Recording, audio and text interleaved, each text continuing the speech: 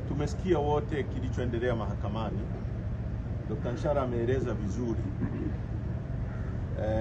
Proof ya kesi kama hizi za kijinai ni beyond reasonable doubt, pasipo kuacha shaka yoyote.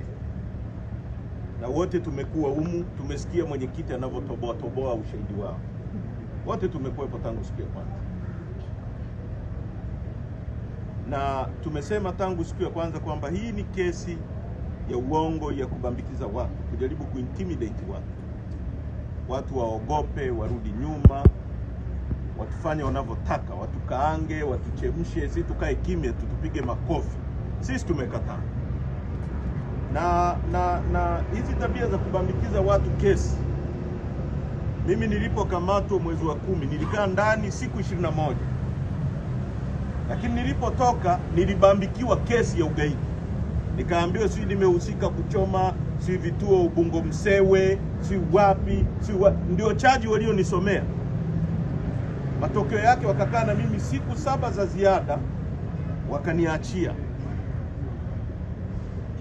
Sasa mambo ya kubambikiana kesi kama sehemu ya kutuintimidate, kama sehemu ya kututishia, hatuwezi kuyakubali.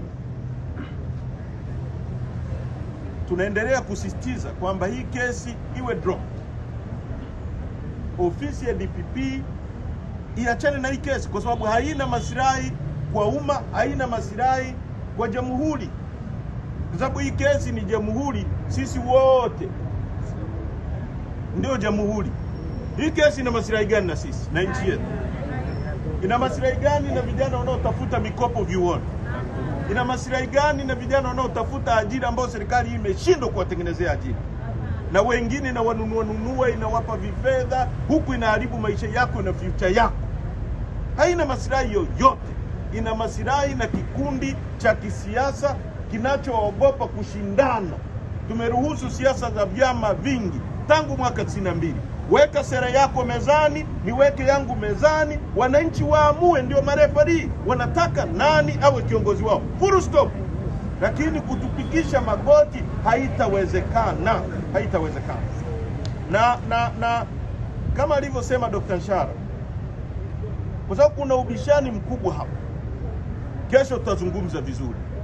Baada ya kuwa hiyo ruling imetoka, tutasema tunayotaka kusema. Hatuwezi kubali ya mambo yaendelee hivi. Kosa la mwenyekiti kila mtu anafahamu, kama alivyosema yeye. Ni kosa ambalo limefanyika tarehe 3 mwezi wa ngapi? Wa 4. Tarehe 3 mwezi wa 4. Ndio tuhuma hiyo, si ndio? Na kama kuna watu ambao walipaswa kuja hapa, ni wale watu tuliokuwa ukumbini mle.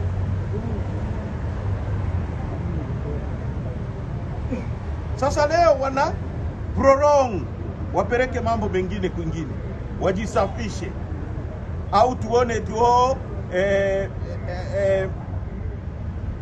huko si kutishatisha. Sikiliza, dereva mzuri, ukipotea njia uendelee kuongeza mwendo ukiwa unapotea zaidi, kwa sababu ukiwa umepotea, ukiongeza speed unapotea zaidi. Tunawashauri serikali hii ambayo haijachaguliwa, haina ridhaa ya wananchi, imepotea njia, rudi someni ramani upya. Rudi stendi uanze kusoma ramani kuanzia stendi. Ukiwa umepotea na una accelerate, unazidi kuingia vichakani. Wewe gari imerenga kuelekea baharini, unaendelea kuongeza mwendo, si utaingia baharini? Tulitegemea mambo ambayo yametokea yawe yamewafunza hao watu kwamba acheni kucheza na Watanzania, na bado wanaingiza vidole kwenye macho ya Watanzania. Na nguvu zisizo za nini za dola haziwezi kuzuia umma. Haijawahi kutokea kwenye dunia nzima hii.